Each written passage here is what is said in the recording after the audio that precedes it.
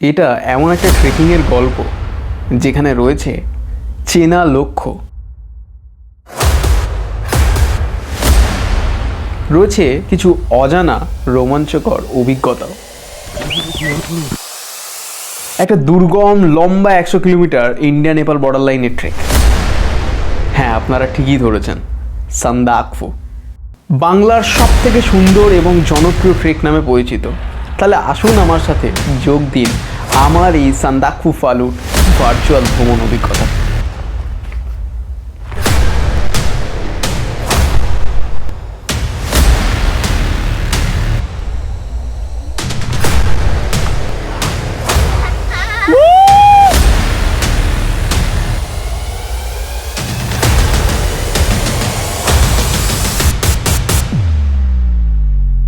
Never do this.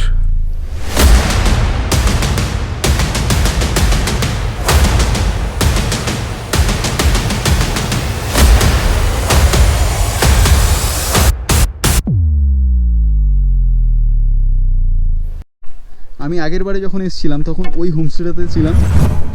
তো এই হচ্ছে মোটামুটি ব্যাপার। এখানে সিদ্ধার্থ লজ আছে, এখানে মাউন্টেন লজ আছে, গোর্খে লজ আছে, তো এরকম বেশ কিছু লজ আছে। আর এটা হচ্ছে তুমলিং সিংলেল ন্যাশনাল পার্ক, অ্যালটিটিউড 2970। তো আমরা টংলু থেকে অনেকটা নিচে আছি। পছন্দ হয়েছে? সব থেকে বড়। তো এটা হচ্ছে আজকে আমাদের होमस्टे, तुमलिंग होमस्टे। अंकल जी, हम लोग अभी क्या नेपाल में या इंडिया में? ये तो नेपाल है। Nepal, welcome to Nepal. नमस्ते। नमस्ते। আমরা আমাদের গ্রিন ভিউ যে হোমস্টে ছিল সেই হোমস্টের মধ্যে চলে এসেছি। এটা বেসিক্যালি ডাইনিং প্লেস বলা হয়। এখানে আমরা রেস্ট নিচ্ছি, যে কজন এসেছি। আরও যে কজন বাকি আছে তারা এলে তারপরে আমাদের যে রুম বুক আছে সেই বুক মানে সেই রুমে যাব, আপনাদেরকে পুরো রুম ট্যুরটা দেবো। কেমন লাগছে বল? খুব ভালো লাগছে। ফাইন। ফাইন। শরীরে কোনো অসুবিধা হয়েছে?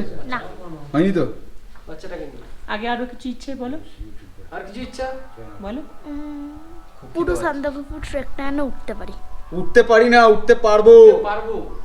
গাইজ, আমরা গ্রিন ভিউ হোমস্টেতে দুটো রুম নিয়েছি। একটা হচ্ছে 5 বেডেড, একটা হচ্ছে 3 বেডেড। তো আমি আপনাদের রুম ট্যুরটা ছোট্ট করে দেখাচ্ছি, আপনারা দেখুন। তো এই ঢুকলাম, starting from here to their. Just look at this view. Quality যথেষ্ট বড়, হ্যাঁ। বেড সাইজ যথেষ্ট বড়। এখানে একজনের জায়গায় দুজনও শুতে পারে, বাট এখানে সিঙ্গেল বেডেডই আমরা নেওয়া হয়েছে। তো এত বড় একটা বেড।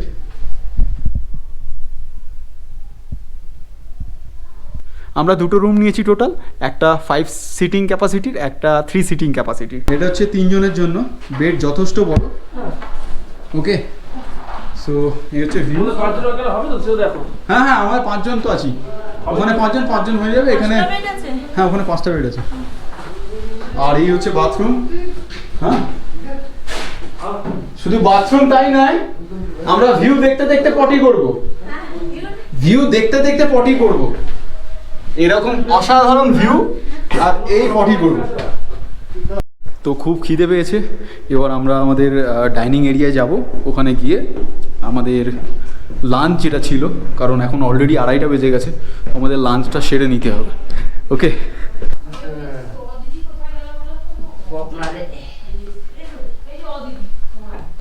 তো আমাদের খাবার দাবারের প্রস্তুতি চলছে, গরমা গরম কি আছে সেটা দেখাবো পরে।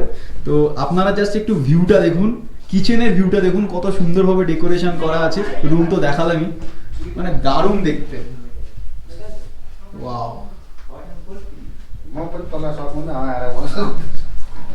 কিরে কেমন লাগছে?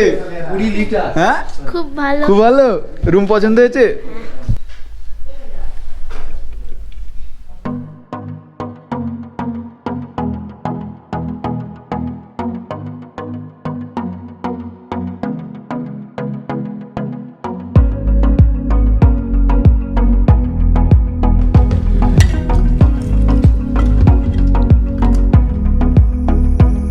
ক্লান্তির পর একটা যে এনার্জি দরকার হয় সেটা মানে ভরপুর পাওয়া যাচ্ছে, এটুকুনি বলতে পারবো।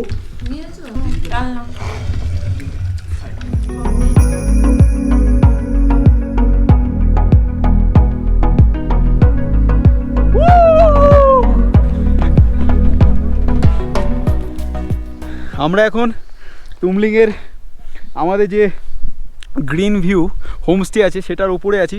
এখান থেকে খুব সুন্দর ভিউ লাগছে দেখতে। আর এটা আমার মনে হয় তুমলিংয়ের একটা ছোট্ট মনিস্ট্রি। এটা বেসিক্যালি সানসেট পয়েন্ট।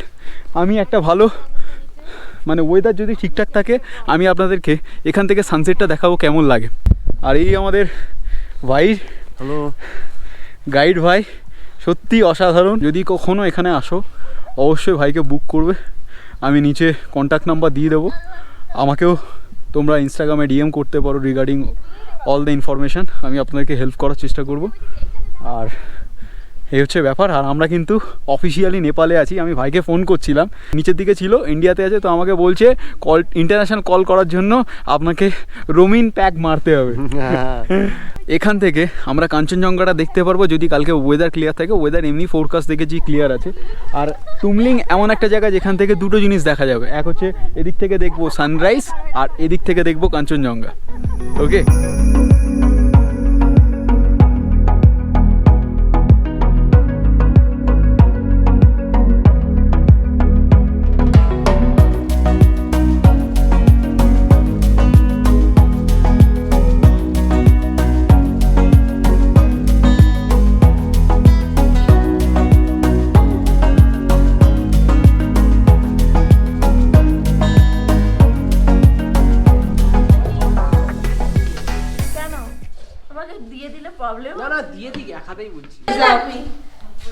ओ भाई साहब बैठ जाओ। बोलिए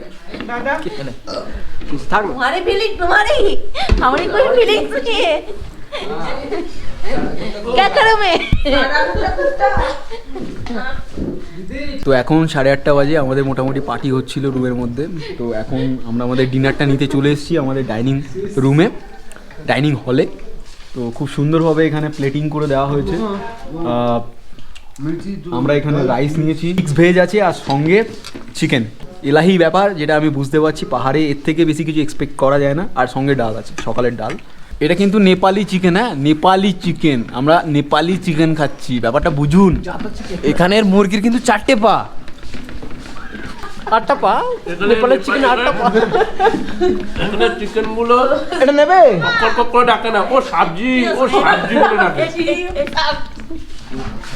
কাঞ্চি রে কাঞ্চি রে।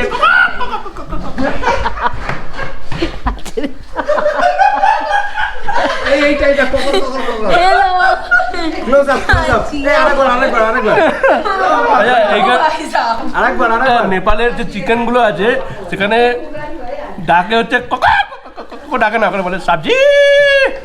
Good morning. उठ जाओ, मॉनेस्ट्री पे जाके सनराइज देखना भी है 5:30 बजे। তো আমরা এখন দৌড়ে দৌড়ে যাচ্ছি সানরাইজ দেখার জন্য। অলরেডি স্টার্ট হয়ে গেছে, সবাই ভিউ পয়েন্টের ওপরে উঠে গেছে। আরে ভাই, দিক দিয়ে উঠি না।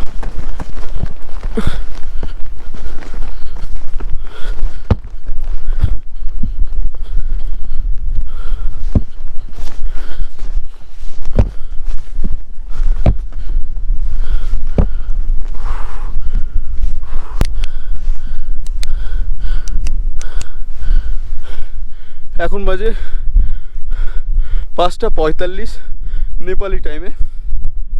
শ্বাস পুরো সরে গেল এইটুকুনি উঠতে সকালবেলা।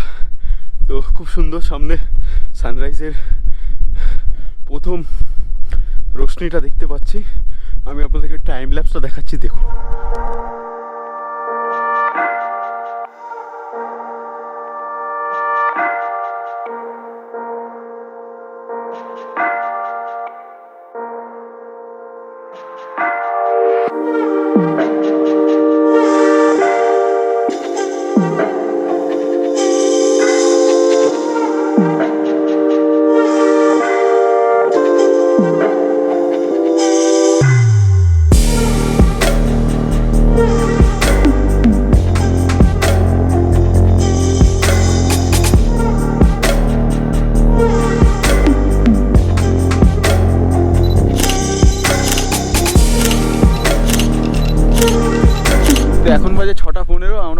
সেলফি সেশন করেছি, আর সেলফি সেশন করার পর ঠিক সূর্যটা উঠলো। এটা কিন্তু ঠিক না, আমি টাইম ল্যাপস করছিলাম, দেখলাম সূর্য উঠছে না, বন্ধ করে দিয়েছি। আর এরকম ধোকাধারি কেস কলকাতা পুলকের সঙ্গে চলবে না। তো যাই হোক, এখন ভিউটা কেমন লাগছে? এটা যা শুরু, এখন আমরা এরকম 4 দিন 5 দিন পাবো। ওকে, কিন্তু বুদ্ধর পেটে খুব ভালো পড়েছে। আলোটা বুদ্ধের পেটে ভালো পড়েছে। মধ্যপ্রদেশ পেট না বলে মধ্যপ্রদেশ হলো। মধ্যপ্রদেশ। আচ্ছা, এখান থেকে না এভারেস্টের একটু হালকা ক্ষীণ একটা রেঞ্জ দেখা গেছে, সেটা আমি ক্যামেরাতে দেখাতে পারবো না, আমরা খালি চোখেও স্পষ্ট দেখতে পাইনি, বাট দেখতে পেয়েছি। এমনটা না যে একদমই দেখা যায়নি, বাট পুরো ফগেতে মানে জমে আছে। তো এই মোটামুটি দেখলাম। এবারে আমরা যাব আমাদের নিচে, কারণ বেশি এনার্জি নষ্ট করে কোনো লাভ নেই, নিচে যেতে হবে। আর আজকে 14 কিলোমিটার ট্রেকের উদ্দেশ্যে আমরা কালীপুকুরির উদ্দেশ্যে রওনা দেবো। 14 কিলোমিটার ট্রেক হার্ড হতে চলেছে। তো এখন আমরা যাবো, গিয়ে ব্রেকফাস্ট করবো, ফ্রেশ হবো। তো চলো নিচে যাওয়া যাক। Don't make and don't create shortcut, ঠিক আছে? মানে যদি আপনারা শর্টকাট নেন উইদাউট গাইড, তাহলে কিন্তু পুরো ফেসে যাবে না। আমাদের দুটো ছেলে পাকাবি করে শর্টকাট নিয়েছে, তারা এখন নেপালের দিকে চলে যাচ্ছে। কোথায় রে?